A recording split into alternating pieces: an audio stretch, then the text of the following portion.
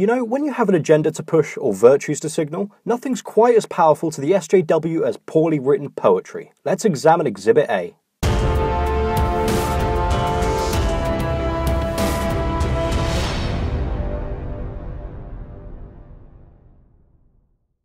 Dear white feminist poet, I do not think you consider your audience. Of all the critiques I could make about feminism, considering their audience would not be one of them.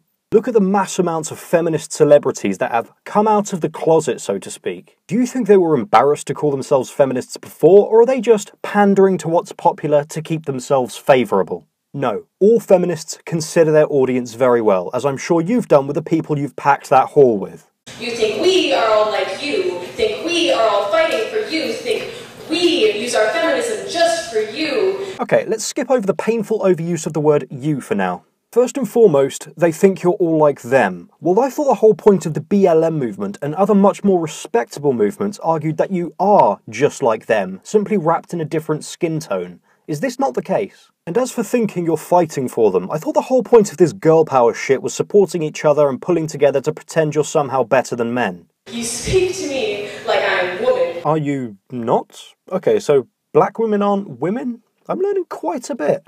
Speak to me like I'm white, how pale. Oh, so that's where I've been going wrong. See, I've been doing that. I've been treating all black people like equals, like I'd treat every other white person. I guess I was wrong. I'll change from now on. Everyone must look through your rose-tinted glasses. Oh yeah, it's them with the rose-tinted glasses. It's not you, living in America, attending a university, standing on stage reading out terrible poetry to a still somehow captivated audience. It's you going through the hard times, I'm sure. You have absolutely no fucking right to accuse anybody else of having rose-tinted glasses. The only way you wouldn't have any is if you threw them out of your pram with the rest of your toys.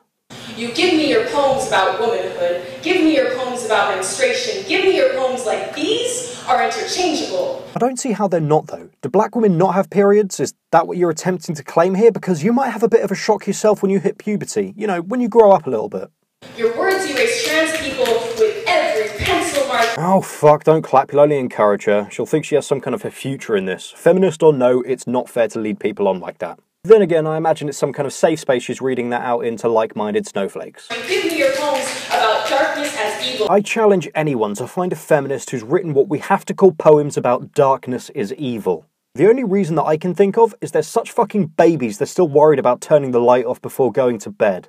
Give me your poems about men taking up space. Give me your poems like black man and white man are the same kind of powerful over you. Yeah, it's pretty much like all feminist slam poetry, be it black or white, is shit.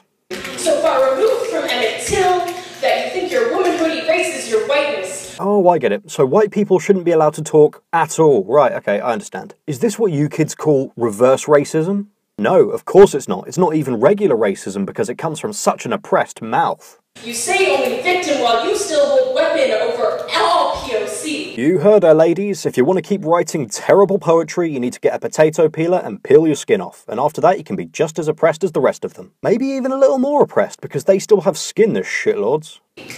Oh, we've just reached a new level of retarded SJW. The clicking instead of clapping. Because clapping might be triggering people, obviously. Because everybody who is averse to loud noises will go into a crowded room with a bunch of fuckwits to listen to something they're expected to clap to. You do not speak for me. You do not speak for my friends, for my feminism, only for yourself. Interesting. You claim they don't speak for you or your friends, only for themselves. But aren't you, by claiming this, speaking for your friends and saying that they only speak for themselves, you're speaking for them? So you're doing exactly what you're accusing them of doing. Which is the entire premise of this shitstorm of a poem. With big words. Oh, sorry about that. I imagine they'd assume you, being in university, would understand big words. Perhaps we expected too much from you.